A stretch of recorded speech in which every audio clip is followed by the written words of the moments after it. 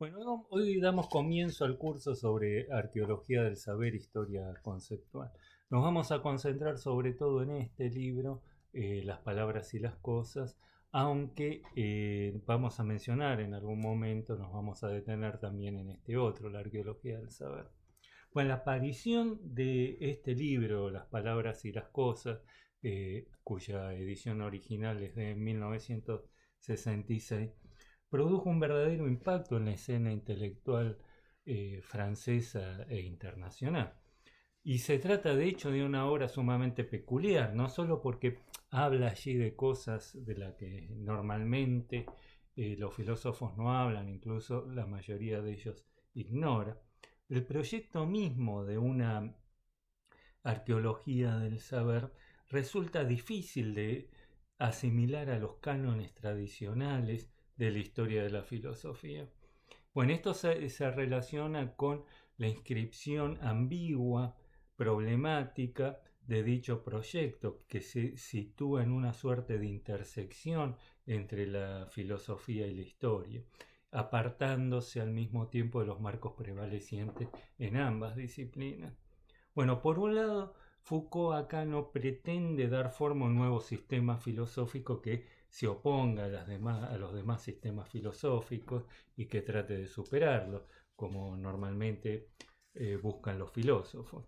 Lo que busca Foucault simplemente es trascender el plano del discurso filosófico para acceder a sus condiciones de posibilidad, es decir, cómo fue posible para los distintos autores, los distintos pensadores del pasado, decir lo que dijeron. Esto lo aleja, por otro lado, de la historia de ideas, ya que no se trata simplemente de describir qué es lo que dijeron los distintos autores. La arqueología del saber es una reconstrucción del suelo epistémico de ese conjunto de saberes particulares a partir de los cuales se levantaron esos distintos sistemas de pensamiento. Bueno, dicha tarea conlleva a su vez una atención particular a las discontinuidades al nivel de los discursos, cómo se fue reconfigurando históricamente ese suelo epistémico. La historia del pensamiento tradicionalmente analiza la misma como si se desplegara de una manera uniforme. Las unidades de análisis son los modelos de pensamiento, los cuales atraviesan los distintos periodos y contextos discursivos, son suerte de entidades transhistóricas que supuestamente comienzan en Grecia y llegan hasta el presente. Bueno, estos modelos además suelen plantearse en términos de oposiciones binarias, como mecanicismo versus organicismo, materialismo versus idealismo, individualismo versus holismo, racionalismo versus historicismo, etcétera, etcétera. Bueno, toda la historia del pensamiento entonces va a ser descrita como una mera oscilación permanente entre estos polos opuestos.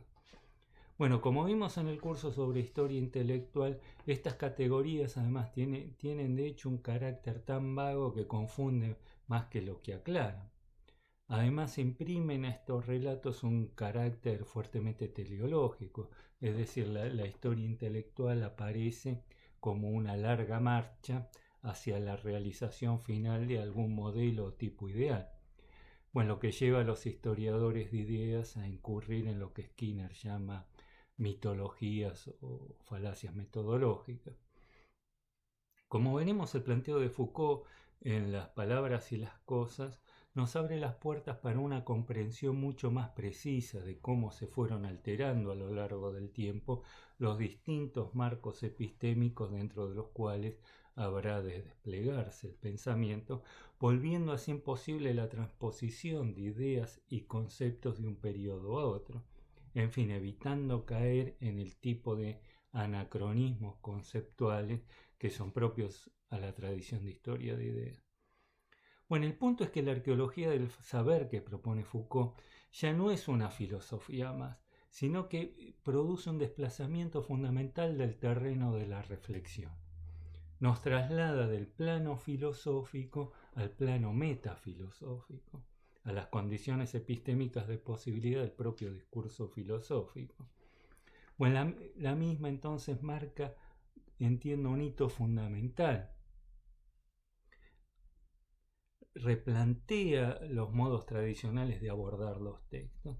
Bueno, representa, en fin, una lectura obligada, no solo para los que piensen dedicarse a la historia intelectual o a los que se dedican a la historia intelectual, sino para todos aquellos interesados en las humanidades en general. Bueno, se trata, sin embargo, de una obra de difícil lectura, bueno, no solo por su densidad conceptual, sino además porque habla de cosas de las que, como les decía, nadie o muy pocos habían hablado hasta entonces, y sobre todo porque las aborda de un modo sumamente novedoso. Bueno, en esta clase entonces voy a intentar explicar el proyecto arqueológico de Foucault de la forma más sencilla posible, eh, dando ejemplos e ilustraciones que ayudan a su mejor comprensión. Bueno, en la mayoría de los casos, estos ejemplos buscan, como decía, ilustrar y clarificar el pensamiento de Foucault, aunque en otros me voy a apartar de su planteo. Esto es así sobre todo en aquellos puntos que considero que el mismo resulta confuso o que requiere de ciertas precisiones. Bueno, en todo caso, llegado el momento, eh, haré notar cuando estoy interpretando la idea de Foucault y cuando ya me estoy apartando de sus ideas. Bueno, espero en fin que disfruten el curso y sobre todo que los incentive a adentrarse en el estudio de esta obra que es tan difícil, pero al mismo tiempo enormemente productiva, y que para mí es la obra más importante de este autor fundamental como es Foucault, y que ya es, de hecho, es un clásico del siglo XX.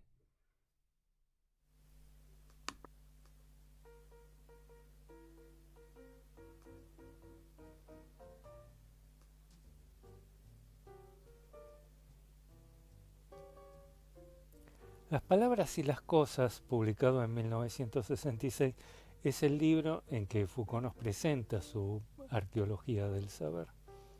3 años después publica este otro libro, La arqueología del saber, en el que trata de aclarar cuál fue el marco conceptual a partir del cual elaboró su libro anterior y también clarificar el sentido de las categorías a las que apelaba, las cuales, según él entiende, habrían dado lugar a malentendidos.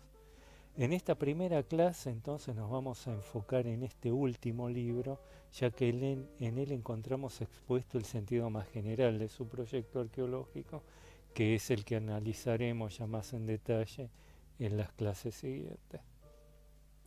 ¿Cómo se interpreta generalmente la idea Foucaultiana de una arqueología del saber?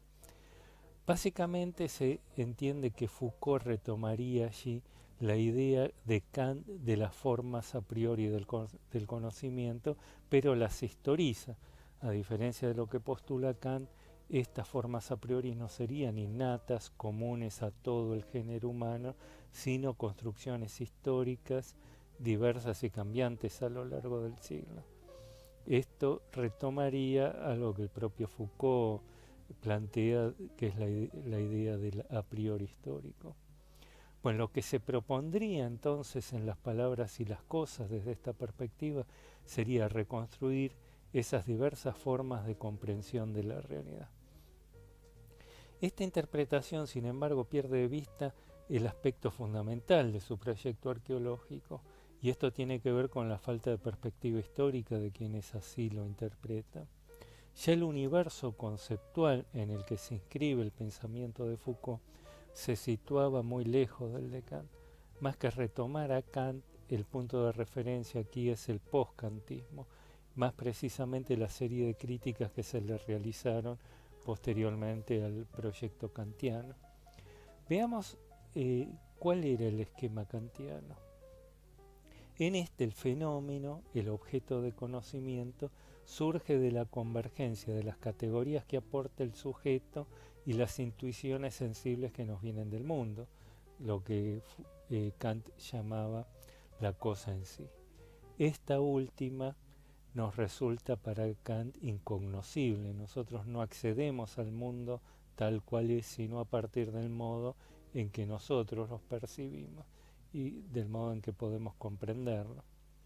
Bueno, ahora el pensamiento del siglo XX podría considerarse en realidad más que un intento de retomar la idea kantiana, la de responder al desafío que en su momento le planteara Jacobi a este esquema kantiano. Según señalaba Jacobi, el sistema kantiano presupone la existencia de una cosa en sí, ya que sin ella no puede articularse, pero nunca puede dar cuenta de ella, dado que, como Kant mismo reconoce, le resulta insondable. Esto quiere decir entonces que éste se sostiene de una premisa que quiebra todo su sistema, que escapa de su alcance. Según afirma Jacobi, sin la cosa en sí no puedo entrar en el sistema kantiano, pero con la cosa en sí ya no puedo permanecer en él. De lo que se trata ya es de intentar abordar aquello que el sistema kantiano presupone pero ya no alcanza a explicar, esa intuición de aquello que lo funda pero que yace más allá de su alcance. Lo dicho nos conduce al proyecto de la fenomenología, que consiste en acceder justamente a esa intuición primitiva, que es el momento institutivo de un determinado suelo de objetividades virtuales. Esto es en lo que los escritos reunidos en la crisis de las ciencias europeas Husserl define como mundo de la vida, que es el que articula el horizonte de sentido dentro del cual un tipo particular de saber puede desplegarse. El mundo de la vida remite entonces a ese ámbito institutivo de sentidos primitivos de realidad, ese suelo de verdades autoevidentes que se nos dan inmediatamente en la conciencia y que son las que hacen posible el trato, nuestro trato significativo con nuestro entorno. Este se sitúa entonces en un plano anterior a la distinción entre objeto y sujeto, en el cual ambos se encuentran aún fundidos y dentro del cual ambos pueden constituirse como tales. Husserl retoma acá el concepto de Umwelt o mundo circundante que viene de la biología y que fue desarrollado por von Westphal. Bueno, Konrad Lorenz, un etólogo famoso por su libro Estoy aquí, estás ahí, sintetiza este concepto de Umwelt cuando afirma: el paramecio conoce la piedra en la forma del obstáculo. Esto quiere decir que la piedra no tiene una esencia inherente. Un objeto, en tanto que tal, y ya no solo en tanto que objeto de conocimiento, toma su ser a partir del sistema de relaciones prácticas que establece con un determinado sujeto, con un determinado tipo de ser. En este sentido también es que hay que comprender el proyecto arqueológico de Foucault. Foucault se propone reconstruir lo que llama un suelo de positividades, es decir, instalar la reflexión en esa región media que vincula las palabras con las cosas. Es decir, ¿qué es lo que ciertos sujetos ven cuando miran la realidad y les permite afirmar la verdad, la veracidad o falsedad de un enunciado? No refiere ya cómo se constituye el objeto en tanto objeto de conocimiento, sino cómo se constituye aquello que yace más allá del mismo, esa cosa en sí.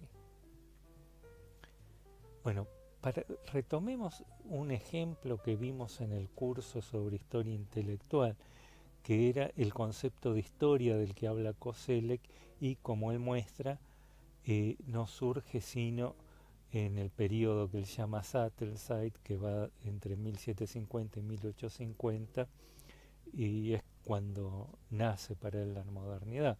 Para alguien de antes del Sattelzeit decía este concepto de historia en singular como un colectivo sustantivo singular resultaría incomprensible. Y de hecho se trata en efecto de un concepto sumamente abstracto. Nosotros vemos, lo que vemos todo el tiempo son cosas que ocurren, pero nunca nos topamos con la historia. Bueno, el punto es que no se trata meramente de un concepto.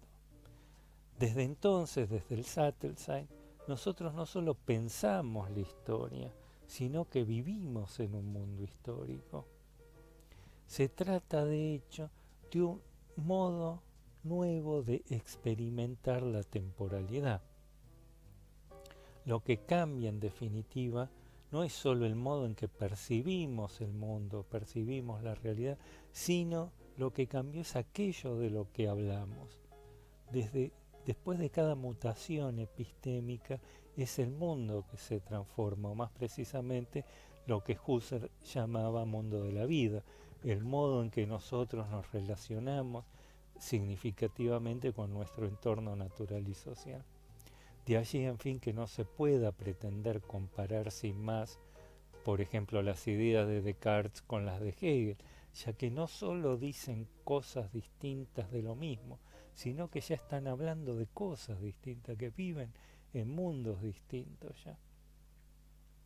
Bueno, de lo dicho se desprende entonces una tarea para la empresa arqueológica muy distinta a la que afirma la visión tradicional que vimos al comienzo. El propio título del libro busca señalar precisamente esto, que su reflexión va más allá del plano de las ideas, se sitúa más precisamente en el lazo que vincula al discurso con su objeto. Como señala Foucault en la Arqueología del Saber con relación a su libro anterior, las palabras y las cosas es el título serio de un problema. Es el título irónico del trabajo que modifica su forma, desplaza los datos y revela, a fin de cuentas, una tarea totalmente distinta. Tarea que consiste en no tratar, en dejar de tratar los discursos como conjuntos de signos, de elementos significantes que envían a contenidos o a representaciones, sino como prácticas que forman sistemáticamente los objetos de que hablan. Es indudable que los discursos están formados por signos, pero lo que hacen es más que utilizar esos signos para indicar cosas. Es ese más lo que los vuelve irreductibles a la lengua y a la palabra. Es ese más lo que hay que revelar y hay que describir. Lo que vamos a ver entonces en la parte siguiente es cuál es el marco conceptual más general, cuál es el sentido dentro del cual este proyecto arqueológico pudo cobrar forma, que tiene que ver con una mutación epistémica, un giro conceptual que se produjo hacia comienzos del siglo XX.